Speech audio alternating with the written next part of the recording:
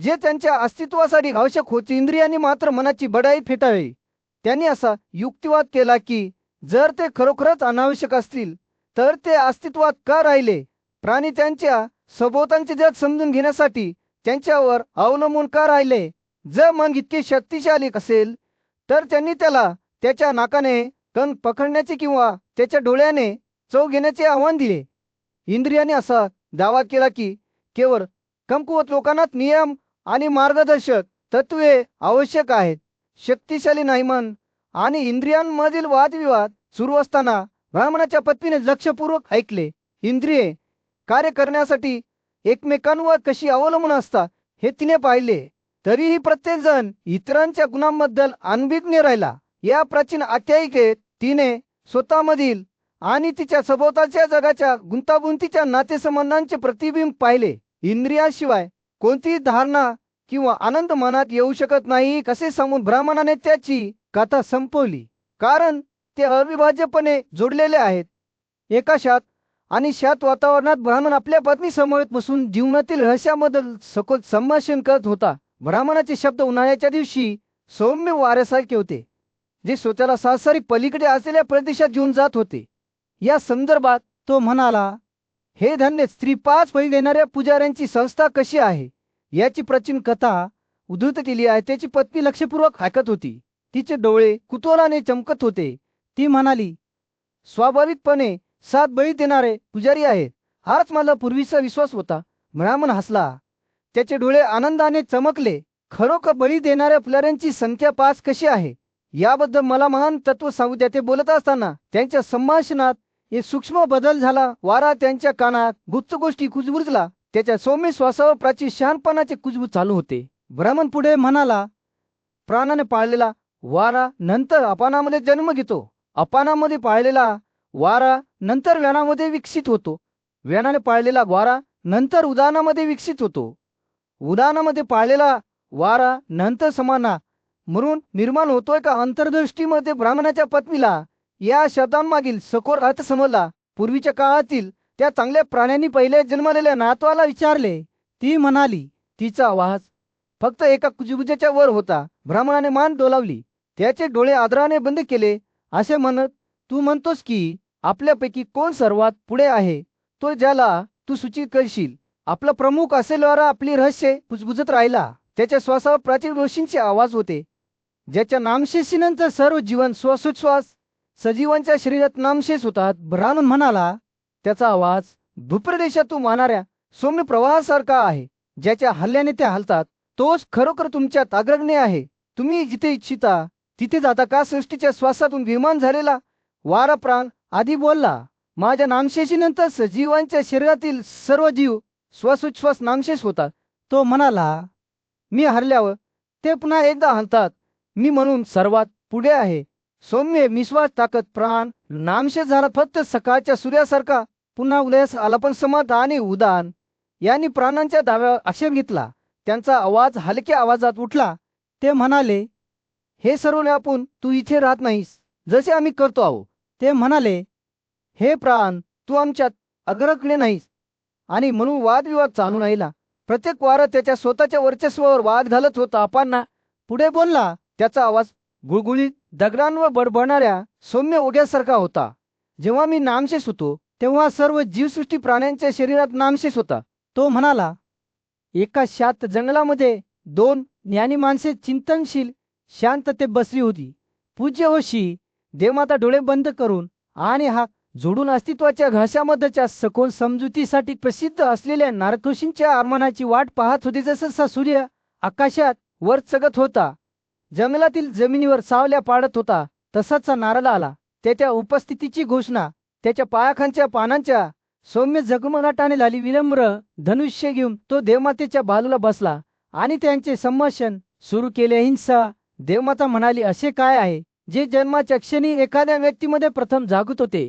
ते प्राण आपण समान व्यान किंवा उदान आहे का. त्याचे शब्द प्रश्नचिन्हासारखे हवेत लटकत होते आणि नारदाला त्याचे ज्ञान सामायिक करण्यासाठी आमंत्रितच होते. नारदाचे डोळे अंतर्दृष्टीने चमकले आणि त्याने उत्तर दिले, पहिली गोष्ट जी उद्भवते ती स्वतःपेक्षा वेगळी आहे.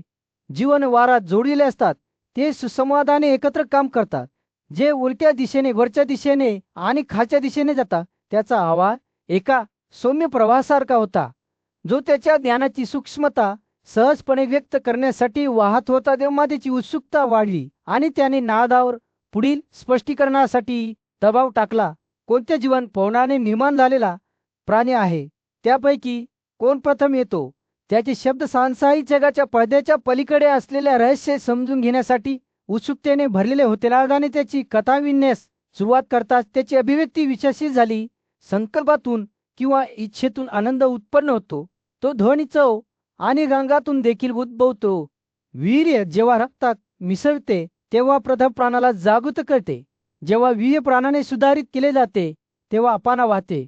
पुरुष आणि स्त्री ऊर्जेच्या संयोगातून तसेच सेवेतून आनंद निर्माण होतो. त्याच्या शब्दांनी विरोधी शेतीमधील गुंतागुंतीच्या नृत्याचे एक स्पष्ट चित्र रेखाटले. येणार बोलत असताना त्यांचे शब्द एकशात तलावात वाहणाऱ्या नदीसारखे बनले. हे वरच्या दिशेने वाहणारे जीवन वायू उदाराचे रूप आहे. ज्याप्रमाणे वीर्य आणि रक्त एकत्र येऊन नवीन जीवन निर्माण करते, त्याचप्रमाणे संयोगातून आनंदाचा जन्म होतो. इच्छा मासिक पाळीच्या प्रवाहाला जन्म देते, तर समान कानिव्यान ही जोडी जी उलट्या दिशेने फिरते, विरोधी शक्तींमध्ये संतुलन निर्माण करण्यासाठी सुसंवादाने कार्य करते. देवमाताने लक्षपूर्वक ऐकले.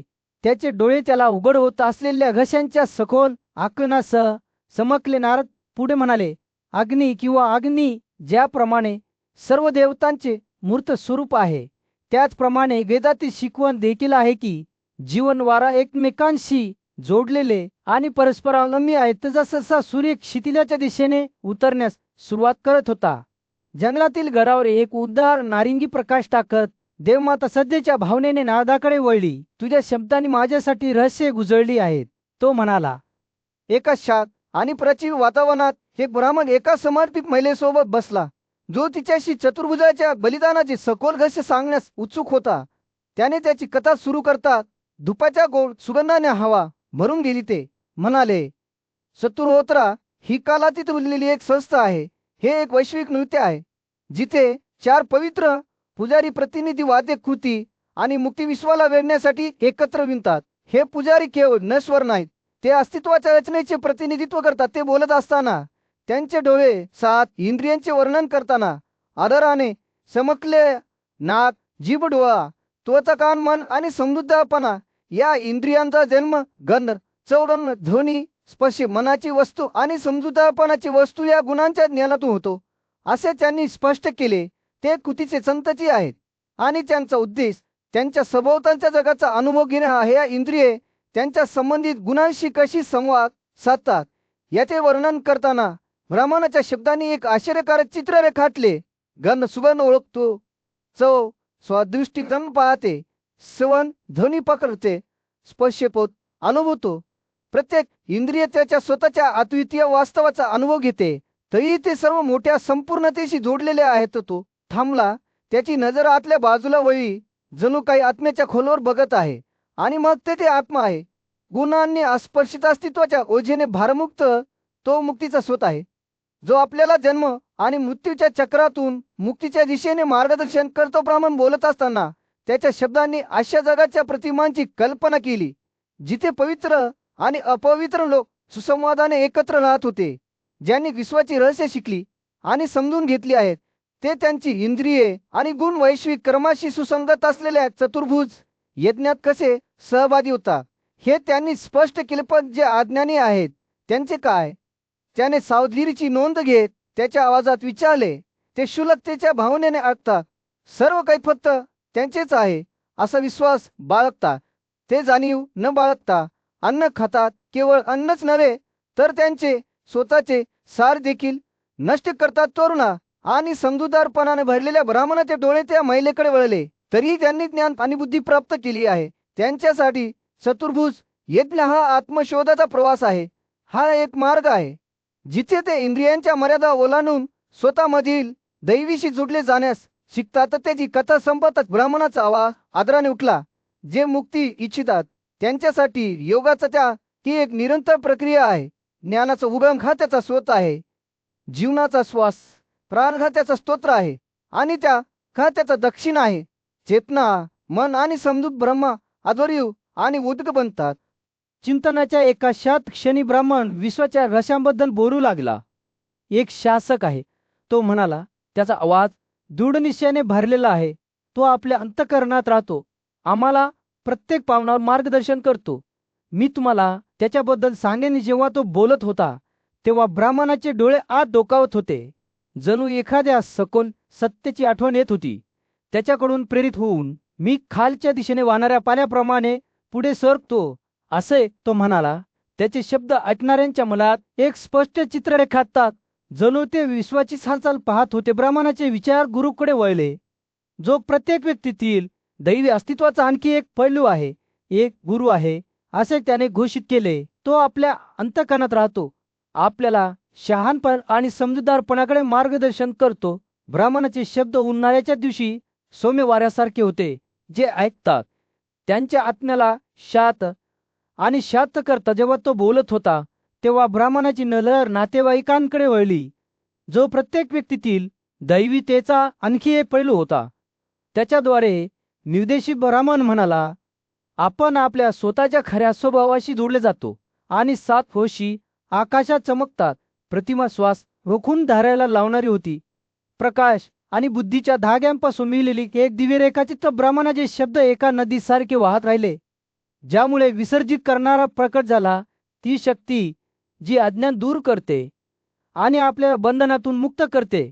त्या प्रशिक्षकाशी योग्य जीवन पद्धतीमध्ये राहिल्यानंतर तो म्हणाला, सक्राने सर्व जगाचे सार्वभौमत्व प्राप्त केले. प्रतिमा विस्मयकारक होती. एक महान राजा त्याच्या योग्य सिंहासनावर चढत होता, पण प्रत्येक व्यक्तीमध्ये दैवी अस्तित्वाचा आणखी एक पैलू होता. शत्रू एक शत्रू आहे, ब्राह्मणाने घोषित केले, जो आपल्या अंतःकरणात राहतो, आपल्याला अंधार आणि अज्ञानाकडे आकर्षित करतो. त्याच्या शब्दांनी एक स्पष्ट चित्र रेखाटले का लपलेली एक छायादार आकृती जी आपल्याला दिशाभूल करण्याचा प्रयत्न करत होती, तरी या गगत शक्तीची रूपांतर केले जाऊ शकते. कारण ब्राह्मणाने म्हटल्याप्रमाणे, त्या गुरुने सांगितल्याप्रमाणे, जगातील सर्व साप नेहमीच शत्रुत्वाच्या भावनांनी भरलेले असतात. ही प्रतिमा लक्षवेधी आणि मार्मिक दुनी होती. एकेकाळी द्वेषाने ग्रासलेले प्राणी आता त्यांच्या बंधनातून मुक्त झाले आहेत. सर्व प्राण्यांच्या प्रभूने साप देवता आणि गोष्टींना दिलेल्या शिकवणीची कथा पाहिजे होती. ते शहाणपण आणि मार्गदर्शन मिळवण्यासाठी त्याच्या भोवती जमले होते, जे आमच्यासाठी अत्यंत फायदेशीर आहे ते घोषित होऊ द्या. त्याने एक सुरात विचारले आणि पवित्र व्यक्तीने एकाच शब्दाने उत्तर दिले. ओम प्रतिसत्तात काळ आणि वैविध्यपूर्ण होता. साप वेगवेगळ्या दिशांनी पळून गेले. त्यांचा स्वभाव त्यांना चावण्यास आणि मारण्यास प्रवृत्त करत होता. असुर अभिमानाने आणि आडंबराने ग्रासले होते, तर देवतांनी भेटवस्तूंच्या माध्यमातून समाधान साधण्याचा प्रयत्न केला. महान कशी मात्र आतल्या बाजूला वळे आणि शोधू लागली. धोका आणि अनिश्चिततेने भरलेल्या जगात एक शहाणा ब्राह्मण क्षमा न करू शकणाऱ्या भूप्रदेशाच्या काठावर उभा होता. त्याच्या पायाखालची जमीन विश्वासघातकी होती, जिथे दुःख आणि आनंद विरोधी शक्तींप्रमाणे लढले जात होते. आणि प्रत्येक सावलीत लपलेले काम आणि रोग. तरीही त्याने घोषित केले की त्याने हा धोकादायक प्रदेश ओलांडला आहे आणि ब्राह्मणाच्या जंगलाच्या विशाल विस्तारात प्रवेश केला आहे. त्याची पत्नी, एक अतिशय जिज्ञासू स्त्री, त्याच्याकडे प्रश्न घेऊन आली. हे आश्चर्यकारक ठिकाण कुठे आहे, प्रिय व्यक्ती, तिने विचारले. त्याची झाडे काय आहेत, तिच्या नद्या, त्याचे पर्वत आणि टेकड्या, त्यांच्या समोर असलेल्या जंगलाचे वर्णन करताना ब्राह्मणाचे डोळे चमकले. यापेक्षा वेगळे काहीही नाही, तो म्हणाला. यापेक्षा अधिक आनंददायक काहीही नाही, यापेक्षा वेगळे काहीही नाही, यापेक्षा अधिक त्रासदायक काहीही नाही. ते बोलत असताना त्यांच्या शब्दांनी त्यांच्या मनात जिवंत प्रतिमा निर्माण झाल्या. जंगल हे एक श्वास रोखून धरायला लावणारे सौंदर्य होते, जिथे 7 भव्य झाडे उंच होती. त्यांच्या फांद्या 5 रंगांच्या फुलांनी आणि रत्नांसारखी चमकणाऱ्या फळांनी जळ होत्या. जंगलात 7 नद्या वाहू लागल्या. प्रत्येकावर ब्रह्माकडूनच जन्मलेले पाणी होते आणि या वैभवात 7 आश्रम उभे होते. प्रत्येकावर ज्ञान मिळवणाऱ्यासाठी एक अभयारण्य होते. ब्रह्मा या गूढ क्षेत्राचे चित्र रंगत राहिला. 7 पाहुणे इथे राहतात, तो म्हणाला, आणि योग, एकाग्रतेचे आणि दीक्षाचे 7 प्रकार त्यांचा शोध घेणाऱ्यांसाठी उपलब्ध आहेत. सुगंध आणि रंग नसलेल्या फुलांच्या आणि फळांच्या गोड सुगंधाने हवा भरून गेली होती.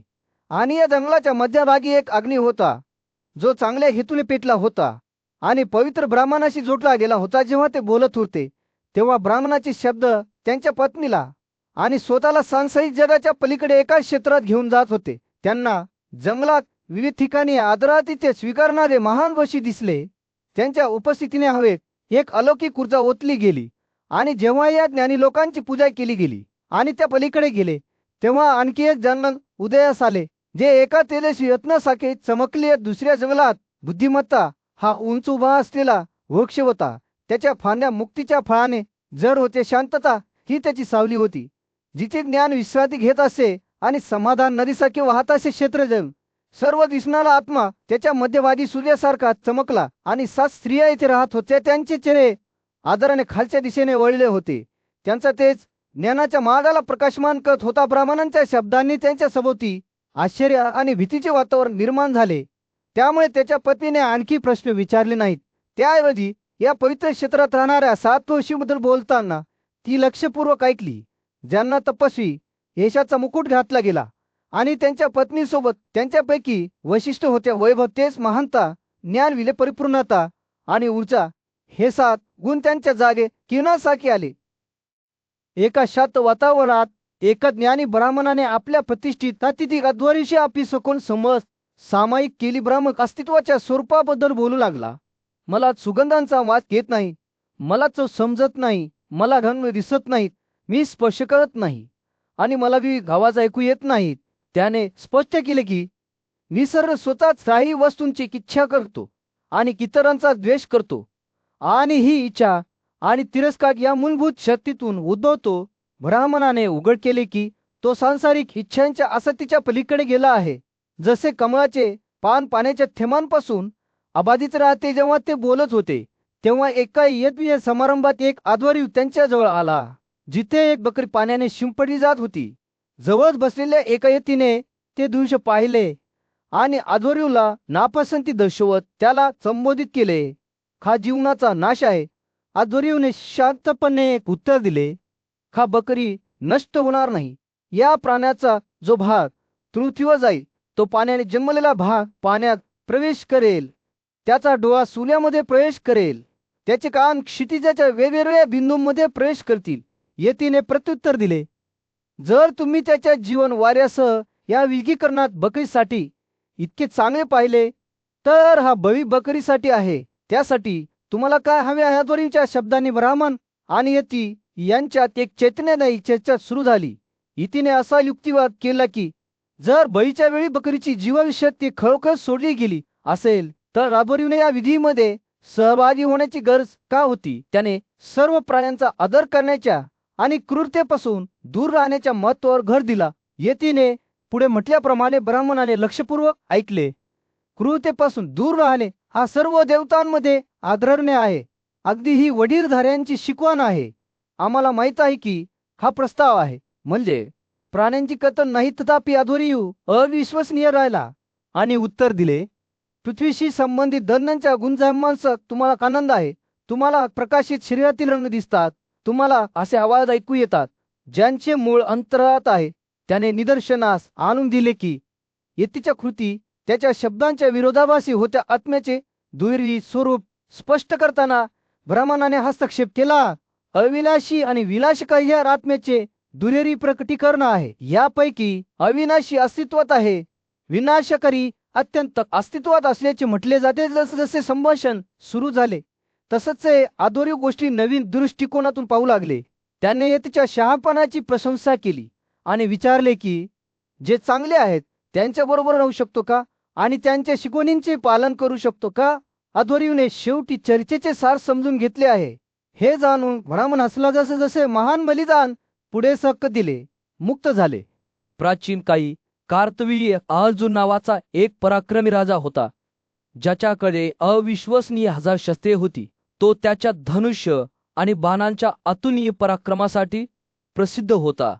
त्याच्या विलक्षण सामर्थ्याने त्याने संपूर्ण पृथ्वीवर विजय मिळवला होता. त्याच्या सीमा विशाल महासागराच्या किनाऱ्यापर्यंत वाढवल्या होत्या. एक दिवस जेव्हा तो आपल्या विजयांचा अभिमान बाळगून महासागराच्या काठावर फिरत होता तेव्हा त्याने भव्य समुद्रावर शेकडो बाणांचा वर्षाव करण्यास सुरुवात केली. कार्तवीर्य अर्जुनच्या सामर्थ्याच्या प्रदर्शनामुळे नम्र झालेला महासागर आदराने झुकला आणि त्याला त्याचा अविरत हल्ला थांबवण्याची विनवणी केली. हे वीर, तुझे बाण माझ्यावर सोडू नकोस. तुला शांत करण्यासाठी मी काय करू? तातडीचा भार उचलणाऱ्या त्याच्या सौम्य आवाजात महासागराने विचारले. माझ्या पाण्यात आश्रय घेणाऱ्या प्राण्यांना तुझ्या पराक्रमी खमांकडून ठार मारले जात आहे. त्यांना सुरक्षा द्या. हे पराक्रमी राजा कार्तवीर्य जो अजूनही आपल्या वैभवाचा आनंद घेत होता, त्याने एका आव्हानासह प्रत्युत्तर दिले. जर धनुष्यधारी दुसरा कोणी असे जो युद्धात माझा सामना करू शकेल, तर त्याचे नाव मला सांगा. असा योद्धा खरोखर अस्तित्वात आहे. हे जाणून महासागराने उत्तर दिले, हे राजा, महान कोशी जमदग्नीचे ऐका. त्याचा मुलगा राम अतिथी म्हणून तुमचे स्वागत करण्यास सक्षम आहे.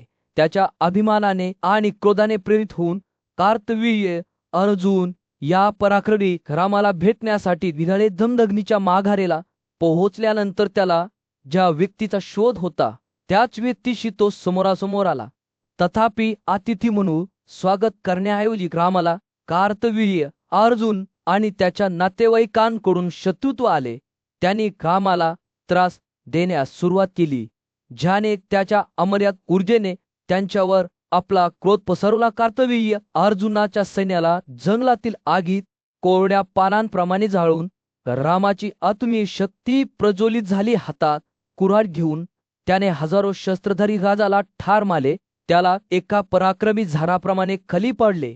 त्यांच्या नेत्याला जमिनीवर पडून प्रणिपात करताना पाहून कार्तवीर्य अर्जुनाचे नातेवाईक एकजूट होऊन आणि बाणांनी सज्ज होऊन सर्व बाजूंनी रामाकडे धावल्यामाने आपल्या संकल्पात अविचल राहून धनुष्य उचलले आणि आपल्या रथावर चढून कार्तवीर्य अर्जुनाच्या सैन्यावर बाणांचा वर्षाव केला.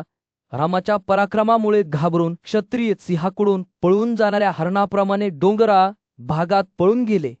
जे भीतीमुळे आपली कर्तव्ये पार पाडू शकले नाहीत ते वृषले बनले, तर ब्राह्मण मार्तांच्या परंतु क्षत्रिय महिलांच्या पोटी जन्मलेले त्यांचे वीर वंश गमावले. ही कत्तल 21 वेळा चालू राहिली, ज्यात कार्तवीर्य अर्जुन यांचे वंशज होते. प्राचीन काळात अलार्का नावाचा एक महान राजा राहत होता, जो त्याच्या कठोर तपश्चर्या आणि कर्तव्याप्रती अतूट समर्पणासाठी प्रसिद्ध होता. त्याचे नाव त्याच्या राज्यातील लोक आश्चर्याने हुजहुजत असत, जे त्याच्या विजयांवर आणि सामर्थ्याच्या पराक्रमावर आश्चर्यचकित झाले. त्याच्या विश्वासू धनुष्याने त्याने समुद्रापासून समुद्रापर्यंत पसरलेल्या संपूर्ण पृथ्वीवर विजय मिळवला होता आणि एक असा पराक्रम केला होता ज्याची बरोबरी फार कमी लोक करू शकत होते. पण एका अस्वस्थ भटक्या माणसासारखे अलार्काचे मन आणखी सूक्ष्म नश्वर माणसांच्या अवाक्याबाहेर असलेल्या एखाद्या गोष्टीसाठी तळमळू लागले. जेव्हा तो एका भव्य वृक्षाच्या पायथ्याशी बसला, तेव्हा त्याचे विचार त्याच्या विजयांच्या भव्यतेपासून आणि विश्वाच्या रहस्यांकडे वळले. एकदा बाह्य जगावर स्थिरावलेले त्याचे मन आता त्याच्या स्वतःच्या आंतरिक कार्याच्या खोलवर प्रवेश करण्याचा प्रयत्न करीत होते. राकाचा संकल्प दृढ होता, तरीही त्याला माहीत होते की त्याचे सर्वात मोठे आव्हान पुढे आहे.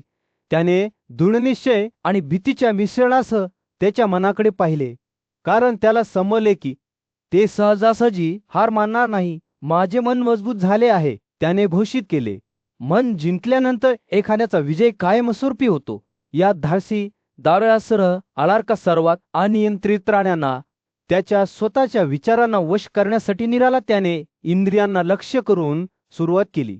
त्यांना तीक्ष्ण बाणाने पराभूत करण्याचा प्रयत्न केला. प्रथम त्याने नाकाकडे लक्ष केले, ज्याला परफ्यूमचा गोड सुगंध हवा होता. अनेक परफ्यूमचा वास येत होता. अलार्का म्हणाली, नाक फक्त त्यांच्या मागे लागते, म्हणून मी नाकावर बाण मारणार आहे.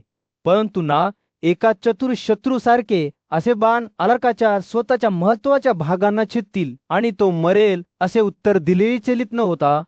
अलार्काने आपले लक्ष जिभेकडे वळवले. जिभेने गोड शब्दांची चव चाखली. हा एक, तो म्हणाला, चवदार स्वादांचा आनंद घेत आहे. फक्त त्यांच्या मागे तळमळतो, म्हणून मी जिभेवर दंड्या मारणार आहे. जिभेनेही असा दावा केला की ती इतक्या सहजासहजी जिंकली जाणार नाही आणि अलार्काच्या स्वतःच्या महत्वाच्या भागांना त्याचे परिणाम भोगावे लागतील. अलार्का आणि त्याच्या इंद्रियांमधील लढाई सुरूच राहिली, ज्यात प्रत्येक इंद्रियेने राजाच्या बाणांपासून प्रतिकारशक्तीचा दावा केला. विविध वस्तूंनी स्पर्श केलेली त्वचा त्यांच्या मागे तळमळली. विविध आवाज ऐकून कान आधी तळमळला, अनेक रंग पाहून डोळा त्याच्या भरण्यासाठी तळमळला. प्रत्येक इंद्रियाने घोषित केले की ती अलर्काच्या टोकदार बाणांनी छेदली जाणार नाही. जेव्हा राजाने त्याच्या अपयशांवर चिंतन केले तेव्हा त्याच्या लक्षात येऊ लागले की त्याच्या इंद्रिये ही केवळ एका सखोल समस्येची लक्षणे आहेत. मन स्वतःच सर्व अशांततेचा स्रोत आहे. त्याने आपले लक्ष समजुतीकडे वळवले, ज्याने गुणोत्तरांच्या मदतीने अनेक निर्णय घेतले. हे अलर्का म्हणाले, गुणोत्तरांच्या मदतीने अनेक निर्णय घेतात.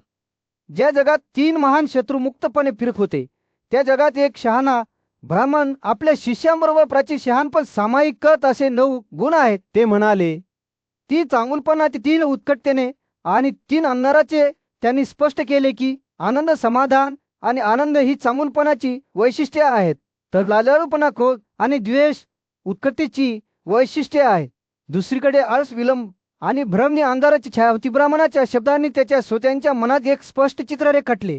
त्यांनी 9 गुणांची कल्पना मानवी भविष्याला आकार देणाऱ्या विशिष्ट शक्तींच्या रूपात केली. विलंबमुक्त शांत आत्मा आणि इंद्रियांच्या नियंत्रणाखाली असलेल्या मनाच्या वैभवाने इतरांना पराभूत करू शकणाऱ्या बुद्धिमत्तेच्या माणसाबद्दल ते बोलले. ही योद्धासारखी आकृती अंधाराशी संघर्ष करणाऱ्यांसाठी आशेचा दीपस्तंभ होती. ब्राह्मण जसं बोलत राहिला तसंच त्याच्या शब्दांनी त्याच्या श्रोत्यांना खूप पूर्वीच्या युगात नेले. त्यांनी आपल्या शांत आत्म्यासाठी आणि महान कीर्तीसाठी प्रसिद्ध असलेल्या राजा अमोरीशाची कथा ऐकली. जेव्हा जे विविध प्रकारच्या दोषांनी ग्रस्त होते आणि नीतिमान लोक त्रस्त होते, तेव्हा राजा अमोरीशाने सार्वभौमत्व स्वीकारण्यासाठी आपली ताकद लावली होती. त्याने स्वतःच्या दोषांवर मात केली आणि नीतिमानांची पूजा केली, ज्यामुळे त्याला मोठे यश मिळाले. ब्राह्मणाने उघड केले की राजा अमोरीशाने जुन्या काळात शोक घायले होते, जे त्याच्या शहाणपणाचा आणि आध्यात्मिक वाढीचा पुरावा होते. राजाचे शब्द कालांतराने प्रतिध्वनित झाले. सर्वात मोठे दुर्गुणाविरुद्ध एक चेतावणी. कपटीपणा इच्छेने प्रेरित झालेल्या या कपटी शत्रूने लोकांना हे माहीत नसतानाही खड्ड्यात मेले. यामुळे ते निषिद्ध कृतीमध्ये गुंतलेले होते. त्यांना उत्कटतेच्या साखळ्यांनी बांधले होते. ब्राह्मणाने राजा अमोरीशाच्या शोकांचे पठण केले. त्याचा आवाज आदर आणि तातडीने भरलेला होता. मी अनेक चुका मोडून काढल्या आहेत. मी सर्व शत्रूंना ठार मारले आहे, परंतु एक सर्वात मोठा दोष आहे जो नष्ट होण्यास पात्र आहे, परंतु जो मी नष्ट केला नाही. त्या दोषामुळे प्रेरित होऊन हा जीव इच्छेपासून मुक्ती मिळवण्यात अपयशी ठरला आहे. शब्द हवेत लटकत असताना श्रोत्यांना त्यांच्या मणक्यातून एक थरथरणे जाणवले. त्यांना माहीत होते की त्यांना आपल्यातील अंधाराचा सामना करण्यासाठी बोलावले जात आहे. ब्राह्मणाचा संदेश स्पष्ट होता. केवळ धारदार तलवारीने लाजाळूपणा कापूनच एखादी व्यक्ती त्याच्या आवाक्यातून सुटू शकते. इच्छेच्या अधीन होण्याचे परिणाम भयंकर होते. इच्छेने चिंता वाढवली, ज्यामुळे उत्कटतेने संबंधित गुणांची प्राप्ती झाली. यामुळे अंधाराची छाया निर्माण झाली, जी लोकांना जन्म आणि मृत्यूच्या चक्रात बांधत गेली. ब्राह्मणाच्या शब्दाने एका कधीही न संपणाऱ्या चक्राचे चित्र रेखाटले, जिथे आत्म्यांनी वारंवार जन्म घेतला, फक्त पुन्हा एकदा मृत्यूला सामोरे जावे लागले. पाठ संपताच श्रोत्यांना भीती आणि भीतीची भावना जाणवली. त्यांना माहीत होते की त्यांना एक दुर्मिळ भेट देण्यात आली आहे. सार्वभौमत्वाचे खरे स्वरूप समजून घेण्याचे शहाणपण. ब्राह्मणांचे शब्द त्यांच्या मनात प्रतिध्वनित झाले. सूर्याने चुमून घेतलेल्या दिवसाच्या कडक उष्णतेमध्ये ब्राह्मण राजा दणकासवर उभा होता. त्याचे डोळे सुदेने खाली झुकत होते. राजाची अभिव्यक्ती कठोर होती. त्याचा आवाज ठाम होता जेव्हा तो असे शब्द बोलत होता, ज्यामुळे त्यांच्या संभाषणाचा मार्ग कायमचा बदलेले. तू माझ्या अधिपत्याखाली राहणार नाहीस. ब्राह्मण मात्र डगमगला नाही. त्यावेळी त्याने राजाकडे बेधक नजरेने पाहिले आणि विचारले, हे राजा, तुझ्या प्रदेशांच्या मर्यादा काय आहेत ते मला सांगा. मला दुसऱ्या राजाच्या अधिपत्याखाली राहायचे आहे, कारण मी तुझ्या आज्ञेचे पालन करण्यासाठी शास्त्रांनी बांधलेला आहे. राजाचे हावभाव सौम्य झाले आणि ब्राह्मणाच्या शब्दाचा विचार करत असताना त्याचे डोळे ढगाने झाकलेले दिसले. राजा विचारात बुडून बसला होता. त्याचे मन ब्राह्मणाच्या विनंतीच्या परिणामाशी झुंजत होते. परंतु क्षणभंगुर वादळासारखे ढग निघून गेले आणि राजाचा संयम परत आला. तो थोड्याशा शांततेनंतर बोलला. त्याचा आवाज आता कुतूहलाने गंगला होता. जरी माझे पूर्वजांचे राज्याभिषेक असले तरी राजा जनक म्हणाला, मी दूरदूरपर्यंत शोधले आहे, परंतु मला त्याच्या खऱ्या सीमा सापडत नाही. मी स्वतःमध्ये, माझ्या मुलांमध्ये आणि अगदी मी तिला शर्यतही पाहिलेत, परंतु असे दिसते की वर्चस्व ही एक मायावी संकल्पना आहे. समजूतदारपणाचे ढग माझ्यावर आले, परंतु जसजसे ते गेले मला जाणवले की कदाचित माझे राज्य भौतिक सीमांद्वारे मर्यादित नाही. कदाचित सर्व काही माझे आहे किंवा कदाचित काहीही खरोखर माझे नाही ब्राह्मणाने राजाचे शब्द लक्षपूर्वक ऐकले. त्याच्या ओठांवर एक स्मितहास्य खेळत होते. त्याने विचारले, कोणत्या समजूतदारपणामुळे तुम्हाला ही जाणीव झाली? तुम्हाला कसे समजले की तुमचे राज्य केवळ परदेशाच्या पलीकडे विस्तारले आहे? राजाचे डोळे एका नवीन अंतर्दृष्टीने चमकले जेव्हा तो समजावून सांगू लागलांना समजले आहे. राजा जन्नत म्हणाला, सर्व अति क्षणिक आणि अल्पकालीन आहेत. काही खरोखर माझे नाही, कारण ते एका क्षणात हिरावून घेतले जाऊ शकते. मला वैदिक ग्रंथ आठवतात ज्यात म्हटले आहे की कोणाची मालमत्ता खरोखर त्यांची नाही. ही एक क्षणभंगूर संकल्पना आहे जी नशिबाच्या लहरीने बांधलेली आहे. आणि म्हणून मी हे पाहण्यासाठी आलो आहे की माझे राज्य ताब्यात घेण्याबद्दल नाही, तर अनासक्ततेबद्दल आहे. बोलत असताना त्याचे शब्द कमळाच्या फुलासारखे उलगडत गेले, ज्यामुळे त्याच्या समजूतदारपणाची खोली उघड झाली. ब्राह्मणाने लक्षपूर्वक ऐकले. त्याचे डोळे संमतीने चमकले.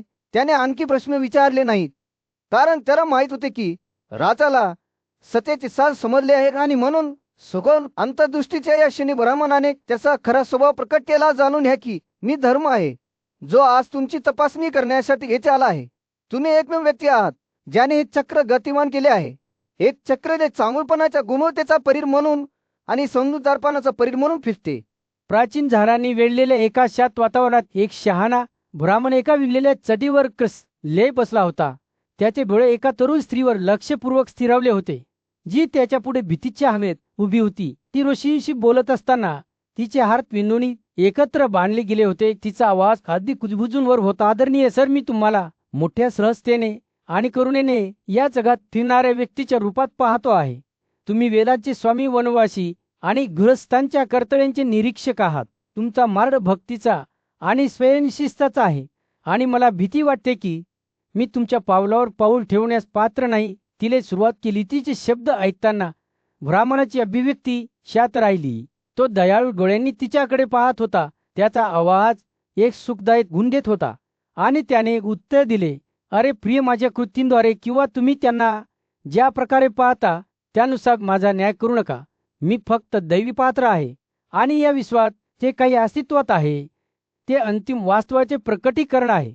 या जगात जे प्राणी राहतात ते फिरतात किंवा स्थिर आहेत. त्यांना माहीत आहे की मी त्या सर्वांचा नाश करणारा आहे.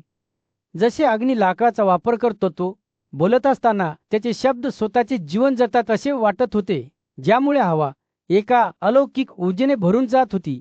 त्या तरुण स्त्रीला वाटले की तिचे हृदय विस्तारू लागले आहे, जणू ते विश्वाच्या विशालतेने भरले जात आहे. तिने अगणित प्राण्यांचे दर्शन पाहिले, जे सर्व एकमेकांशी जोडलेले आणि परस्परावलंबी होते. आणि तिला समजले की ब्राह्मणाचे शब्द केवळ वस्तुस्थितीचे विधान नसून एक प्रकटीकरण होते. शी पुढे म्हणाले, हे ज्ञान माझी संपत्ती आहे, प्रिय व्यक्ती, तो म्हणाला, आणि हाच मार्ग आहे जो आपल्याला खऱ्या समजुतीकडे घेऊन जातो. तो चिन्हांनी किंवा जीवन पद्धतींनी बांधलेला नाही, तर त्या सर्वांच्या पलीकडे जातो. ज्यांनी ही समज प्राप्त केली आहे त्यांची परिस्थिती काहीही असो, ते अखेरीस अंतिम वास्तव प्राप्त करतील. ज्याप्रमाणे समुद्रात वाहणाऱ्या असंख्य नद्या त्याच्या पाण्याने एक होतात. तो बोलत असताना त्या तरुण स्त्रीला वाटले की तिचे मन शांत होऊ लागले आहे, आणि तिच्या अंगावर शांततेची भावना उसरू लागली आहे. तिला दिसले की ब्राह्मणाचे शब्द केवळ एक शिकवण नसून दैवितेमध्ये विलीन होण्याचे आमंत्रण होते. वशींचे डोळे तिच्या आत्म्यात बुडलेले दिसत होते, जणू तिला या साक्षात्काराकडे मार्गदर्शन करण्यासाठी ब्राह्मणाच्या आवाजाने पुन्हा एकदा सौम्य सूर घेतला. त्याचे शब्द करुणेने टपकले, प्रिय, तुम्हाला जगाची भीती वाटण्याची गरज नाही. तो म्हणाला, तुमचे अंतःकरण अंतिम वास्तवावर स्थिर राहिल्यास तुम्हाला समजेल की ते तुमच्यापासून वेगळे नाही, तर तुमच्या अस्तित्वाचा अविभाज्य भाग आहे. तुमचा आत्मा माझ्यामध्ये विलीन होईल, आणि एकत्रितपणे आपण विश्वात एक होऊ. जेव्हा त्याने बोलणे संपवले तेव्हा कोरड्या मातीवर पडणाऱ्या हलक्या पावसासारखा शांततेची भावना त्या स्वच्छ तरुणावर स्थिरावली. त्या तरुण स्त्रीला जाणवले, एका साध्या घरात एका ब्राह्मणाची पत्नी तिच्या पतीसोबत विश्वाच्या रहस्याबद्दल ज्ञान मिळवण्यासाठी बसली होती. अज्ञानाच्या पडद्याच्या पलीकडे असलेली रहस्ये समजून घेण्यासाठी तिचे डोळे तीव्र उत्कटतेने चमकले. ती तिच्या पतीकडे वळली आणि म्हणाली, मी फक्त अल्पबुद्धिमत्तेचे पात्र आहे. माझे मन सांसारिक चिंतांच्या धुळ्याने झाकलेले आहे. प्रिय पती, मला सांगा, तुम्ही बोलत असलेले हे ज्ञान मी कसे मिळवू शकतो? ते कोणत्या स्रोतातून वाहते ते मला दाखवा. तो समजावून सांगू लागला. तेव्हा ब्राह्मणाचे डोळे करुणेने चमकले. माझ्या प्रिय पत्नी, तो म्हणाला, ब्रह्माला समर्पित बुद्धिमत्ता म्हणजे खाची अरणी, तर आपल्या आध्यात्मिक प्रवासात मार्गदर्शन करणारा गुरुमंदिरावरची करणी, तपश्चर्या आणि शास्त्रांची सखोल समज यामुळे आपण आपल्या आतल्या ज्ञानाची आत पेटवू शकतो. ब्रह्माच्या पत्नीने लक्षपूर्वक ऐकले. तिच्या अंतःकरणात तिला खऱ्या असलेल्या शहाणपणाची उत्कंठा होती. तिने विचारले, पण मला क्षेत्रजन म्हणून ओळखल्या जाणाऱ्या ब्राह्मणाचार्य चिन्हाचे वर्णन कुठे मिळेल? मला ते कसे समजेल, जेणेकरून मला त्याचे खरे स्वरूप समजेल? ब्राह्मण हसला आणि उत्तर दिले, क्षेत्रजन हे सर्व चिन्हे आणि गुणांच्या पलीकडे आहे. कोणतेही कारण किंवा गुण नाही, तरी मी तुम्हाला त्याचे दर्शन घडवण्याची साधने शिकवीन. ते थेट अनुभवातून आहे, जसे मधमाशी फुलाचा सुगंध पाहत येते. पुढे म्हणाले, ही समज कृतीद्वारे शुद्ध झाली पाहिजे. अज्ञान आणि गैरसमजांच्या अशुद्धतेपासून मुक्त झाली पाहिजे. ज्यांनी हे परिवर्तन केले नाही ते ब्रह्माकडे गुणांनी गुंतलेले म्हणून पाहतात, तर खरे तत्व सर्व मर्यादांपलीकडे आहे. ब्राह्मणाच्या पत्नीने लक्षपूर्वक ऐकले. तिचे मन प्रत्येक शब्दात पित होते. तिने कोणतेही प्रश्न विचारले नाही, तर तहारलेल्या वनस्पतीप्रमाणे शिकवून पाण्यात पितो. जर जशी ती चिंतनशील अवस्थेत बसली, तसंच ते ब्राह्मणाचे शब्द तिच्या अस्तित्वामध्ये मुधरू लागले. तिची समजूत विस्तारली आणि तिला सृष्टीचा विचार विस्तार अशी ब्राह्मणाची अभिव्यक्ती म्हणून जाणवला. तिच्या मनाच्या सीमा विरघळल्या आणि तिने स्वतःच्या मर्यादा ओलांडल्या. त्या क्षणी ती अंतिम वास्तविकतेसह एक झाली. अनेक वर्षानंतर अर्जुन हा महान योद्धा आध्यात्मिक मुक्तीच्या मार्गावर मार्गदर्शन मिळवण्यासाठी कृष्णाच्या चरणी बसला. त्याने विचारले, ज्यांनी इतके ज्ञान प्राप्त केले आहे ते कुठे आहेत? हे परमेश्वरा, त्यांच्याबद्दल मला सांगा. कृष्ण हसला आणि म्हणाला, माझ्या प्रिय अर्जुना, माझे स्वतःचे मन हे आहे की ती ब्राह्मणाची पत्नी आहे, जी ज्ञानाने शुद्ध झाली आहे आणि अज्ञानाच्या बंधनापासून मुक्त झाली आहे. आणि मी स्वतः सर्व गुण आणि गुणांच्या पलीकडे क्षेत्रजन आहे. जेव्हा कृष्ण हे शब्द बोलत होता, तेव्हा संपूर्ण भूप्रदेशावर एक खोल शांतता पसरली. अर्जुनाच्या डोळ्यासमोर वास्तवाचे सार प्रकट होत होते. त्याला अनंत ब्रह्म दिसला, जो आकाशात सूर्याच्या उद्रेकाप्रमाणे चमकला होता. त्या क्षणी त्याला कळले की तो आहे. एका सकाळच्या शांततेत अर्जुन सर्वोच्च सत्य जाणून घेण्यासाठी उत्सुकतेने त्याचे पूज्य गुरु वासुदेव यांच्या समोर बसला.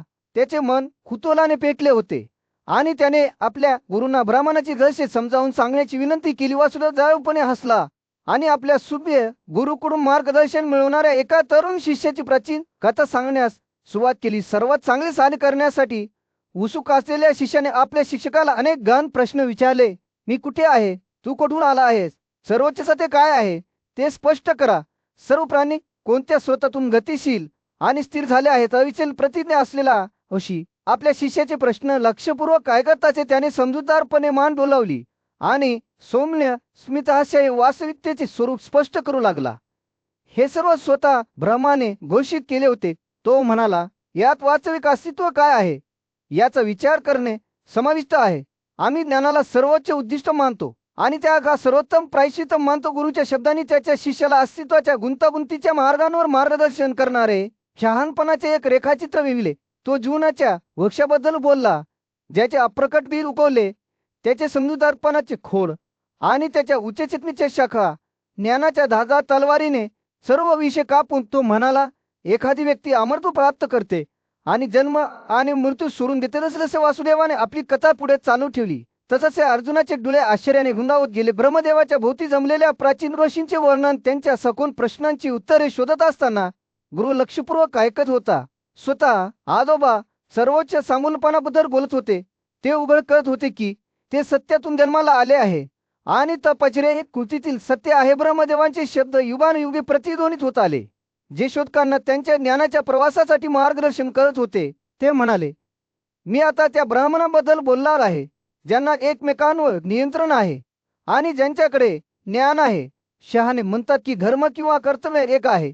जरी 4 चतुर्थांश असले तरी जेव्हा वासुदेवाने त्याची कथा संपवली, तेव्हा अजून चिंतनशील शांततेत बसला. त्याचे मन त्याला प्रकट झालेल्या सखोल सत्यांवर चिंतन करत होते. त्याच्या लक्षात आले की ब्रह्माकडे जाण्याचा मार्ग हा जीवनाच्या पद्धतीमधून प्रवास आहे. ब्रह्मचारिणी घरगुतीपणा, जंगलात निवास आणि शेवटी अध्यात्म दैवी ऐक्याच्या दिशेने सर्वोच्च पाऊल. त्या क्षणी अर्जुनाचे हृदय अंतिम सत्याच्या उत्कटतेने भरले होते. त्याला माहित होते की त्याने वासुदेवाने त्याला उघड केलेल्या रहस्यांच्या पृष्ठभागावर फक्त वरकडे केले होते. तरीही खुल्या मनाने आणि इच्छुक भावनेने त्याने प्राचीन ऋषींच्या शहाणपणाने आणि त्याच्या पूजे गुरूंच्या परोपकारी शब्दांनी मार्गदर्शित होऊन ज्ञानाच्या दिशेने स्वतःचा प्रवास सुरू केला. प्राचीन ज्ञानाच्या क्षेत्रात ब्रह्माने विश्वाचा निर्माता अस्तित्वाच्या स्वरूपाबद्दल एक सखोल सत्य प्रकट केले. त्याने अंधार म्हणून ओळखल्या जाणाऱ्या एका रहस्यमय शक्तीबद्दल सांगितले, जी सर्वव्यापी आणि शाश्वत आहे. ही शक्ती 3 गुणांनी दर्शविली जाते. अंधार, उत्कटता आणि चांगुलपणा हे गुण एकमेकांशी गुंफलेले आहेत. एका समुद्र टेपेस्ट्रीमधील धाग्यांसारखे एकमेकांवर प्रभाव पाडतात. ब्रह्मा यांनी स्पष्ट केले की अंधार हा ब्रह्मज्ञान, अनुदारपणा आणि अधार्मिकता यासारख्या वैशिष्ट्यांद्वारे चिन्हांकित केला जातो. तो रात्रीचा सार आहे आणि त्याचे अस्तित्व सर्व पापपूर्ण कृतींमध्ये जाणवले जाऊ शकते. जे हे गुणधर्म साकार का ते अंधाराच्या खोलात बुडून जीवनाच्या प्रवासात आपला मार्ग गमावतात असे म्हटले जाते. ब्रह्माने आपले प्रवचन चालू ठेवल्यावर त्याने उघड केले की जे लोक मानवतेव्यतिरिक्त इतर क्रमाने जन्म घेतात, जसे की प्राणी, त्यांना अजूनही शुद्धीकरण विधींच्या मदतीने उच्च क्षेत्रात जाण्याची संधी मिळू शकते. भक्ती आणि आत्म सुधारण्याच्या या कृती अखेरीस त्यांना मानवी जन्म प्राप्त करण्यास प्रवृत्त करू शकतात. आणि अखेरीस जे पवित्र जीवन जगतात त्यांच्यासाठी राखीव असलेल्या प्रदेशांपर्यंत पोहोचू शकतात. तथापि ब्रह्माने असा इशारा दिला की इच्छेच्या वस्तूशी संलग्नता हा एक मोठा भ्रम आहे, ज्यापासून ज्ञानी गोष्टी आणि मुनीही मुक्त नाही. हा भ्रम क्रोध, मृत्यू आणि इतर दोघांसह व्यक्तींना धार्मिकतेच्या मार्गापासून दूर नेऊ शकतो. जसे जसे विद्वान ब्राह्मणांनी ब्रह्मदेवाचे शब्द लक्षपूर्वक ऐकले, तसंच त्यांना अंधाराचे स्वरूप त्याच्या सर्व रूपांमध्ये समजण्यास सुरुवात झाली. त्यांनी पाहिले की ही रहस्यमय शक्ती अस्तित्वाच्या प्रत्येक पैलूमध्ये स्वतःला कसे बुडवते, अगदी सर्व क्षुल्लक वाटणाऱ्या कृतीवर देखील प्रभाव टाकते. प्रत्येक क्षणाशी अज्ञानाचा पडदा वर चढतो, वास्तविकतेचे खरे सार प्रकट करतो. ब्रह्मदेवाचे शब्द हे जागृतीचे आव्हान होते. खऱ्या अर्थाने समजून घेणे आणि मुक्ती मिळवणे हे केवळ स्वतःच्या आतल्या अंधाराची उपस्थिती ओळखूनच शक्य आहे याची आठवण करून देणारे होते. त्यांनी आपल्या स्वतःना नमूद केलेले गुण लक्षात ठेवण्यास, आत्म उन्नतीसाठी प्रयत्न करण्यास आणि शेवटी अंधाराच्या मर्यादा ओलांडण्यास प्रोत्साहित केले. ज्यांनी या शहाणपणाकडे लक्ष दिले त्यांना ब्रह्मदेवाचे वचन अंधाराच्या वैशिष्ट्यांपासून मुक्ती पोहोचण्याच्या आत आहे. ब्रह्मदेवाच्या प्रवचनानंतरच्या शांततेत ब्राह्मणांना अस्तित्वाच्या रहस्यांबद्दल प्रचंड भीती आणि आदर होता. त्यांना माहीत होते की त्यांना एक दुर्मिळ देणगी देण्यात आली आहे, जीवनातील गुंतागुंतींना मार्गी लावण्याचे आणि ज्ञानाच्या दिशेने त्यांच्या प्रवासात विजयी होण्याचे ज्ञान. निर्माते ब्रह्मा यांनी आपल्यासमोर जमलेल्या प्रतिष्ठित ब्राह्मणांना आपले प्रवचन सुरू केले तेव्हा सुयशात भूप्रदेशावर अस्त होत होता. त्याचा आवाज सौम्य वाऱ्यासारखा शहाणपण आणि ज्ञानाचा भार घेऊन जात होता. हिंसा अहिंसेचा गुण हा केवळ पासूचा एक पैलू आहे, ब्रह्मा म्हणाले, परंतु तो एकमेव नाही. मानवतेला चालना देणारी सर्वसमावेशक शक्ती उत्कटतेने अनेक गुणांचा समावेश केला आहे. प्रत्येकाचा स्वतःचा वेगळा स्वाद आहे. ब्रह्मा जेव्हा पासूच्या विविध गुणांची गणना करू लागला तेव्हा त्याचे डोळे चमकू लागले.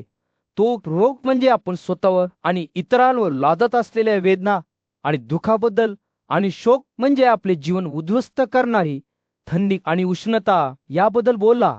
त्याने दमाक म्हणजे आपण शोधत असलेली शक्ती आणि प्रभुत्व, आणि क्रोध म्हणजे आपल्या आत जळत असलेला तीव्र क्रोध याचा उल्लेख केला. ब्रह्मा बोलत असताना त्याच्या शब्दांनी ब्राह्मणाच्या मनात जिवंत चित्रे रंगवली. त्यांना कृतीचे सौंदर्य, आपण ज्या आनंदाचा आणि आनंदाचा पाठलाग करतो ते दिसले, परंतु त्याच्यासोबत अनेकदा येणारा परिश्रम आणि थकवा देखील दिसला. त्यांनी दमाबद्दल ऐकले, ज्या सामर्थ्य आणि शौर्यासाठी आपण प्रयत्न करतो, परंतु त्याच्यासोबत येणारा अभिमान आणि अहंकार पासूच्या गडद पैलूंबद्दल बोलताना ब्रह्माचा आवाज अधिक गंभीर झाला. क्रोध म्हणजे आपण इतरांवर लादत असलेला द्वेष, आणि क्रूरता पायात म्हणजे आपण हाताळण्यासाठी आणि नियंत्रित करण्यासाठी वापरत असलेली फसवणूक आणि विश्वासघातकी वृत्ती. त्याने मोह म्हणजे आपल्याला सांसारिक मालमत्तेशी बांधणारी आसक्ती आणि इच्छा, आणि लोभ म्हणजे आपले जीवन शोषून घेणारा लोभ आणि लोभ यांचा उल्लेख केला. ब्राह्मणांनी जेव्हा ऐकले तेव्हा ते जगाकडे एका नवीन प्रकाशात पाहू लागले. त्यांच्या लक्षात आले की पासू ही केवळ विनाशाची शक्ती नाही, तर मानवी अस्तित्वाला आकार देणाऱ्या भावना आणि अनुभवाचे गुंतागुंतीचे जाळे देखील आहे. ब्रह्माच्या शब्दांनी त्यांना त्यांच्या स्वतःच्या त्रुटी आणि कमकुवतपणाची जाणीव करून दिली, परंतु त्यांच्या वाढीच्या आणि परिवर्तनाच्या क्षमतेची देखील जाणीव करून दिली. ब्रह्माने आपले प्रवचन संपवल्यावर सूर्य क्षितिजाच्या खाली बुडाला ब्राह्मण चिंतनशील शांतते बसले. त्यांचे मन पासूच्या बहुरायामी स्वरूपावर चिंतन करत होते. त्यांना माहीत होते की त्यांना एक मौल्यवान देणगी देण्यात आली आहे. मानवी अनुभवाला आकार देणारे गुण समजून घेणे आणि त्यांच्या स्वतःच्या उत्कटतेपासून मुक्त होण्याचा मार्ग ते. त्यांच्या आसनांवरून वर चढत असताना ब्रह्मदेवाचे शब्द त्यांच्यात प्रतिध्वनित झाले. जो माणूस नेहमी हे गुण समजून घेतो तो नेहमी पासूशी संबंधित असलेल्या सर्वांपासून स्वतःला मुक्त करण्यात यशस्वी होतो. आपल्या सन्माननीय शिष्यांच्या उपस्थितीत ब्राह्मणाने जगातील सर्व प्राण्यांसाठी आवश्यक असलेल्या चांगुलपणाच्या गुणवत्तेचा समावेश असलेल्या गुणांचा उलगडा करण्यास सुरुवात केली. आदर आणि भक्तीसह त्याने आनंद, समाधान, उदारता, ज्ञान, आनंद, उदारता, भीतीचा अभाव, समाधान, विश्वास, क्षमा, धैर्य, सर्व प्राण्यांप्रती अहिंसा, समानता, सत्य, सरळपणा, क्रोधद्वेष आणि शुद्धतेचा अभाव यासह या उदात्त गुणांचे मूर्त स्वरूप असलेल्या असंख्य गुणांबद्दल सांगितले. जेव्हा ब्राह्मण चांगुलपणाची व्याख्या करणाऱ्या गुणांवर चर्चा करत राहिला तेव्हा त्याने सांसारिक आसक्तींपासून अलिप्त राहण्याच्या महत्त्वावर भर दिला. त्याने स्पष्ट केले की जो योगाच्या कर्तव्याकडे समर्पित आहे, ज्ञान, आचरण, सेवा आणि जीवन पद्धतीचा व्यर्थ असा त्याग करतो, तो या जगातील आणि दुसऱ्या जगातील सर्वोच्च क्षेत्रात पोहोचतो. या मार्गासाठी समानतेची सखोल भावना जोपासणे आवश्यक आहे, जिथे व्यक्ती सर्व प्राण्यांना समान नजरेने पाहते, इच्छा किंवा अपेक्षांनी भारावून जात नाही. त्यानंतर ब्राह्मणाने आत्मविश्वास, विनम्रता, क्षमा, त्याग, शुद्धता आणि सर्व प्राण्यांप्रती करुणा यासह चांगुलपणाच्या शाश्वत धर्माचा समावेश असलेल्या असंख्य गुणांची गणना केली. त्याने प्रत्येक कृतीमध्ये नम्रता, चांगले वर्तन आणि धार्मिकतेचे महत्त्व तसेच सांसारिक आसक्तीपासून अलिप्त राहून शांत मनाची जोपासना करण्यावरही प्रकाश टाकला. चांगुलपणाच्या गुणांवरील आपले प्रवचन संपवताना ब्राह्मणाने यावर जोर दिला की जे लोक या गुणांचे मूर्त रूप धारण करतात, धार्मिकतेनुसार जातात आणि वेदांमधील शहाणपणाचे पालन करतात, त्यांना शहाणे मानले जाते आणि त्यांच्याकडे योग्य दृष्टी असते. त्यांची पापे सोडून देऊन आणि दुःखापासून मुक्त होऊन ते स्वर्ग प्राप्त करतात, जिथे ते स्वतःसाठी विविध शरीर तयार करू शकतात. ब्राह्मणाचे शब्द त्याच्या स्वतःच्या आत्म्यासाठी जे मानवासारखे होते, जे त्यांना आशा आणि प्रेरणेने ओतप्रोत करत होते.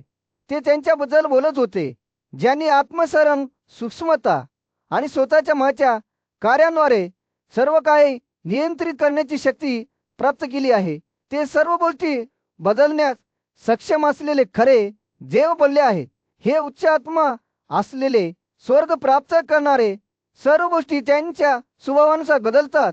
त्यांना हवे असलेल्या कोणत्याही वस्तूंचा आनंद घेतात. जेव्हा ब्राह्मणाने आपले प्रवचन संपवले तेव्हा त्याच्या श्रोत्यांमध्ये आदर आणि भीतीची भावना पसरली. त्यांना समजले की चांगुलपणाचे गुण प्राप्त करणे म्हणजे मानवी अस्तित्वाचे अंतिम ध्येय साध्य करणे, त्याच्या क्षममूल सुखांशी संलग्न होता, जीवनाचा आनंद घेणे आणि म्हणून नवीन समर्पण आणि वचनबद्धतेसर ते ब्राह्मणाच्या शब्दांच्या शहाणपणाने मार्गदर्शित आत्मसाक्षात्काराकडे त्यांच्या स्वतःच्या मार्गावर निघाल्याच्या प्रकारे ब्राह्मणाची शिकवण सत्याच्या शोधकर्त्यांच्या पिढ्यांना प्रेरणा देत राहिली. सद्गुण, करुणा आणि आंतरिक शांतीच्या जीवनाचा मार्ग प्रकाशित करत राहिली. त्याचा वासा जगामध्ये चांगुलपणाच्या परिवर्तनशील शक्तीचा पुरावा म्हणून जिवंत राहिला. एका निर्जन वातावरणात ब्रह्माने विश्वाच्या गुंतागुंतींचा उलगडा करण्यास सुरुवात केली. ते अस्तित्व नियंत्रित करणाऱ्या 3 मूलभूत गुणांबद्दल बोलले: चांगुलपणा, उत्कटता आणि अण्णा. ते म्हणाले, हे गुण एकमेकांशी गुंफलेले आणि अविभाज्य आहेत. प्रत्येक जण इतरांना नादू संतुलनात प्रभावित करत होते. बोलत असताना ब्राह्मणाने निदर्शनास आणून दिले की हे गुण विविध सजीवांमध्ये वेगवेगळ्या प्रकारात प्रकट होतात. प्राण्यांसारख्या खालच्या स्तरावरील प्राण्यांमध्ये अंदाज सर्वोच्च असतो, तर उत्कटता संयमाने असते आणि चांगुलपणा कमी असतो. या उलट ब्राह्मणांसारख्या उच्च स्तरांच्या प्राण्यांमध्ये चांगुलपणा चमकदारपणे चमकतो ज्यामध्ये उत्कटता आणि अन्न लहान प्रमाणात असतो. त्यानंतर ब्राह्मणाने ही संकल्पना स्पष्ट करण्यासाठी एक उपमा काढली, ज्याप्रमाणे आकाशात उगवणारा सूर्य वाईट कृत्ये करणाऱ्यामध्ये भीतीची प्रेरणा देतो, तर त्याची उष्णता त्यांच्या प्रवासात प्रवाशांना त्रास देते. याचप्रमाणे हे गुणही एकत्रितपणे कार्य करतात. सूर्य चांगुलपणाचे प्रतिनिधित्व करतो, त्याचा प्रकाश सर्वांना प्रकाशित करतो. ती आणणारी उष्णता ही उत्कटतेची अभिव्यक्ती आहे, जी बदल आणि परिवर्तन घडवून आणते. आणि अधूनमधून पडदे टाकणारे धरण हे अंधाराचे प्रतीक आहे, जे विनाश घडवून आणू शकते. वा ब्राह्मणाने आपले प्रवचन चालू ठेवले तेव्हा त्याने नमूद केले की हे गुण केवळ जिवंत प्राण्यांपुरते मर्यादित नाही, ते तारे आणि ग्रहासारख्या तेजस्वी वस्तूंसारख्या निर्जीव वस्तूंमध्ये अस्तित्वात आहेत, जिथे ते विविध मार्गांनी कार्य करतात. अगदी नैसर्गिक जग देखील या तीन तत्वांद्वारे नियंत्रित केले जाते. अंदाज स्थिर वस्तूमध्ये राहतो, उत्कटता सतत बदल घडवून आणते, तर चांगुलपणा स्थिरता म्हणून प्रकट होतो. त्यानंतर ब्राह्मण अस्तित्वाच्या चक्रीय स्वरूपाबद्दल बोलले, जिथे सर्व घटना या गुणांच्या उतार आणि प्रवाहाच्या अधीन असतात. त्यांनी स्पष्ट केले की वेळ स्वतःच तीन भागांमध्ये विभागली गेली आहे: भूतकाळ, वर्तमान आणि भविष्यकाळ. आणि जीवनाचा प्रत्येक पैलू 4 ऋतूंपासून ते जन्म, वार, क्षय आणि पुनर्जन्म या चक्रांपर्यंत या त्रिपक्षीय तत्वाने प्रभावित आहे. त्याने त्याचे स्पष्टीकरण संपवताना ब्राह्मणाने प्रकट केले की प्रधान म्हणून ओळखले जाणारे अंतिम वास्तव देखील या तीन गुणांनी बनलेले आहे. हे अप्रकट, शाश्वत आणि सर्वसमावेशक सार मानवी आकलनाच्या पलीकडे आहे. तरी हा सर्व अस्तित्वाचा स्रोत आहे, जे हे सत्य समजून घेण्याचा प्रयत्न करतात. त्यांनी प्रथम 3 गुणांचे स्वरूप आणि जगातील त्यांची परस्पर क्रिया समजून घेतली पाहिजे. शेवटी ब्राह्मणाच्या शब्दांनी सखोल संदेश दिला की खरी मुक्ती या गुणांच्या पलीकडे जाण्यात नाही, तर अस्तित्वाच्या प्रत्येक पैलूमध्ये ते जसे प्रकट होतात तसे समजून घेण्यात आहे. तामुलपणा, उत्कटता आणि अन्नार यांचा परस्पर संबंध ओळखून एखादी व्यक्ती विश्वाची सखोल समज प्राप्त करू शकते आणि शेवटी जन्म आणि मृत्यूच्या चक्रातून स्वातंत्र्य प्राप्त करू शकते. सुरुवातीला काहीच नव्हते. विश्व सुप्तावस्थेत होते, सृष्टीच्या ठिणगीने अस्पर्शित होते. जणू वेळेत स्थिर उभी राहिली होती, जी जीवनाच्या पहिल्या हालचालींच्या उद्रेकाची वाट पाहत होती. आणि मग या अप्रकट शून्यातून बुद्धिमत्ता आणि बुद्धीच्या साराने ओतप्रोत एक महान आत्मा उदयास आला. हा महान आत्मा सर्व गुणांचा स्रोत होता, ज्ञानाचा आणि अकलाचा झरा होता. जसे विश्व आकार घेऊ लागले तसंच महान आत्मा उंच उभा राहिला. त्याचे अस्तित्व सर्व बाजूनी जाणवले. त्याचे हात आणि पाय सर्व दिशांनी पसरलेले दिसत होते, जणू ते अस्तित्वाच्या रचनेला आलिंगन देत होते. सृष्टीची कुजबूज ऐकणारे कान त्याच्या बाजूनी उगवले. ते विश्वाच्या रहस्यांमध्ये पीत होते. हवा त्याच्या अस्तित्वाच्या गोड सुगंधाने भरली होती, एक सुगंध जो विश्वाच्या प्रत्येक छिद्रांमधून वाहू लागला. महान आत्मा, ज्याला अनेक नावांनी ओळखले जाते, विश्व, जिशू, शंभू आणि इतर सर्व गोष्टींच्या केंद्रस्थानी उभा होता, ज्याला कोणतीही सीमा नाही असे वाटणाऱ्या ऊर्जेसह धडधड होता. तो प्रसिद्धी, धैर्य आणि स्मरणशक्तीचा स्रोत होता. ज्यांनी त्याचे स्वरूप समजून घेण्याचा प्रयत्न केला त्यांना ही भेटवस्तू दिली. महान आत्म्याची शक्ती अमर्याद होती. सूक्ष्मता, हलकेपणा आणि समृद्धीचा एक स्वर होता, ज्याने अस्तित्वाचा प्रत्येक कोपरा भरला. जसे विश्व उलगडत गेले तसंच महान आत्मा त्याच्या सर्व वैभवात प्रकट झाला. तो सर्वांचा स्वामी म्हणून उभा राहिला, जो कोणत्याही क्षय न जाणणाऱ्या तेलाने चमकला. ज्यांना या समजुतीचे स्वरूप समजले, वास्तविकतेचे खरे सार, ते त्याच्या तेजाकडे पतंगांसारखे ज्वालाकडे आकर्षित झाले. ते ध्यान, योग आणि चांगुलपणाची भक्ती करणारे होते, ज्यांनी त्यांच्या इंद्रियांना वश केले आणि क्रोधावर विजय मिळवला होता. ज्यांच्याकडे ज्ञान आणि शहाणपण होते. मोह आणि अहंकारापासून मुक्त झालेल्या या व्यक्ती महान आत्म्याच्या विवेक बुद्धीच्या दृष्टिकोनातून जगाकडे पाहू लागल्या. त्यांनी विश्वाकडे नातेसंबंधांचे एक परस्परांशी जोडलेले जाळे म्हणून पाहिले. महान आत्म्याच्या हाताने अस्तित्वाच्या रचने प्रत्येक धागा विणला गेला. जसजसे ते खोलवर पाहत होते, त्यांची अंतःकरणे आश्चर्य आणि भीतीच्या भावनेने भरलेली होती, कारण त्यांनी सर्वोच्च व्यक्तीची झलक पकडली होती. विष्णू स्वयं जन्मलेला भगवान अंतर्दृष्टीच्या या क्षणी या साधकांनी त्यांच्या स्वतःच्या समजूतदारपणाच्या सीमा ओलांडल्या. क्षणभंगूर आणि शाश्वत अशा एका संयोगात महान आत्म्याशी विलीन झाले. त्या क्षणी त्यांना माहीत होते की ते विश्वापासून वेगळे नाहीत, तर त्याच्या भव्य चित्रकलेचा अविभाज्य भाग आहेत. आणि जेव्हा ते जगाकडे परतले तेव्हा त्यांचे डोळे एका नवीन प्रकाशाने चमकले, कारण त्यांनी समजूतदार असलेल्या सर्व व्यक्तींचे सर्वोच्च ध्येय पाहिले होते. महान आत्मा त्या दिवसापासून पुढे या व्यक्ती विश्वाशी सुसंवाद साधत राहिल्या. महान आत्म्याच्या शहाणपणाने मार्गदर्शित केलेल्या त्यांच्या पावलांवर ते नीतिमत्तेच्या मार्गावर चालत होते. त्यांची अंतःकरणे करुणा आणि प्रेमाने भरलेली होती. आणि जेव्हा ते जीवनात प्रवास करत होते, भारतीय ज्ञानाच्या प्राचीन परंपरेत ब्राह्मण नावाचा एक पूज्यवशी सृष्टीच्या घश्याबद्दल आदराने आणि विस्मयाने बोलला. त्याने महताच्या पहिल्या प्रकटीकरणाचे वर्णन करून सुरुवात केली, ज्याला अहंकार म्हणून ओळखले जाते. ही प्राथमिक ऊर्जा मी म्हणून फुटते, जी दुसऱ्या सृष्टीची सुरुवात दर्शवते. जसे ब्राह्मणाचे शब्द हवेतून पुढे सरकत गेले, तसंच त्याचे श्रोते त्यांच्या पुढे उलगडत असलेल्या कथेकडे झुकत गेले. प्रत्येक श्वास ओळखून धरणाऱ्या वाक्यांसह त्यांना स्वतःला काळाच्या पहाटेपर्यंत नेले गेल्यासारखे वाटले. जेव्हा विश्व अद्याप त्याची रहस्य उघड करत होते, ब्राह्मणाने घोषित केले की अहंकार हा केवळ एक शक्ती नाही, तर सर्व प्राण्यांचा स्रोत आहे. त्याच्या अनंत बदलांमुळे त्यांच्या सभोवतालच्या जीवनाची विविधता अंकुरित झाली. चमकत्या डोळ्यांनी ब्राह्मणाने या आदिम ऊर्जेचे एक स्पष्ट चित्र रेखाटले. हा शुद्ध तेज आहे. तो म्हणाला. त्याचा आवाज सद्येने थरथरतो आणि चेतनेचा समर्थक आहे. जणू विश्वातूनच एक दृष्टिकोन निर्माण करत असताना ब्राह्मणाने अहंकाराचे खरे स्वरूप प्रकट केले.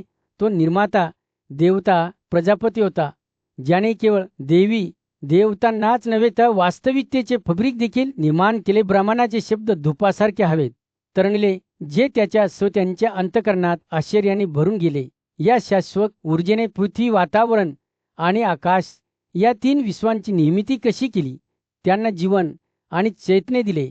प्रत्येक वाक्यांसह ब्राह्मणाने आपल्या प्रेक्षकांना गुढतेमध्ये खोलवर ओढले, जणू ते सृष्टीच्या उंबरठ्यावर उभे आहेत. जसे ते बोलत राहिले तसंच ब्राह्मणाने उघड केले की अहंकार हा केवळ एक निर्माताच नव्हे तर एक निर्वात देखील होता.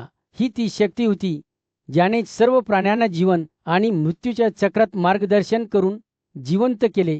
हेच ते आहे जे अनुभवते, मी हे सर्व आहे. ब्राह्मणाने त्याचा आवाज प्रार्थनेसारखा उच्चारला. आत्म्याशी संबंधित ज्ञानाने समाधानी असलेल्या ऋषींसाठी हे शाश्वत जग अस्तित्वात आहे. या पवित्र क्षणी ब्राह्मणाच्या श्रोत्यांना वाटले की त्यांचा स्वतःचा आत्मा त्यांच्यात हलत आहे. त्यांना माहीत होते की ते एका मोठ्या चित्रकलेचा भाग आहे, जे त्या धाग्याने विलेले आहे ज्याने विश्वाची निर्मिती केली होती. जेव्हा ब्राह्मणाने बोलणे संपवले तेव्हा त्याचे शब्द पहाटेच्या धुक्यासारखी शांततेत विलीन झाले, ज्यामुळे भीती आणि सध्याची एक अविचल भावना मागे गेलीशीचे शब्द त्याच्या श्रोत्यांच्या अंतःकरणात ते शांत झाल्यानंतर बराच काळ रेंगाळले. त्यांना माहीत होते की ते अशा जगाचा भाग आहेत जिथे अहंकार ती आदिम ऊर्जा प्रत्येक सजीवातून स्पंदित होते. ही ती ठिंडी होती ज्याने चेतना प्रज्वलित केली, प्रत्येक प्राण्याला त्याचे स्वतःचे अद्वितीय सार दिले. आणि जेव्हा ते त्यांच्या दैनंदिन जीवनात परत आले तेव्हा ब्राह्मणाची कथा सौम्य वाऱ्यासारखी त्यांच्याजवळ गायली, जी त्यांना अस्तित्वाच्या केंद्रस्थानी असलेल्या शाश्वत सर्वसमावेशक शक्तीची आठवण करून देते. अहंकाराने सर्वोच्च राज्य केलेल्या या जगात प्रत्येक प्राणी जोडलेला होता, सर्वात लहान कीटकापासून ते विशाल विस्तारापर्यंत. सुरुवातीला ब्राह्मण विश्वाच्या उत्पत्तीबद्दल बोलला. तो म्हणाला की अहंकार हा निर्मितीचा स्रोत आहे आणि त्यातून पृथ्वी, हवा, आकाश, पाणी आणि प्रकाश हे 5 महान घटक उदयास आले. हे घटक आपण अनुभवत असलेल्या जगाचे आधारस्तंभ आहेत, परंतु ते आपल्या वास्तविकतेबद्दलच्या आकलनामध्ये आपल्याला फसवतात. सृष्टी आणि विनाशाच्या प्रत्येक चक्राच्या शेवटी घटक विरघळतात तेव्हा सर्व सजीवांना एक सखोल भीती वाटते. अस्तित्वात असलेली प्रत्येक गोष्ट अखेरीस तिच्या उगमास्थानी जाते. जशी मुले मोठी होतात आणि त्यांच्या आईच्या गर्भात पसतात, शक्तिशाली आठवणी असलेले ज्ञानी लोक या चक्रात स्वतःला कधीही गमावत नाही.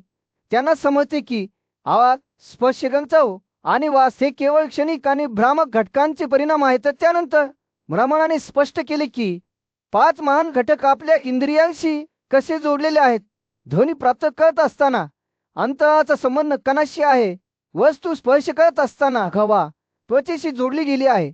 प्रकाश डोळ्याशी जोडला गेला आहे, जसे तो रस समजतो. पाणी जिभेशी जोडले गेले आहे, जसे त्याचा अनुभवते. आणि पृथ्वी नाकाशी जोडली गेली आहे,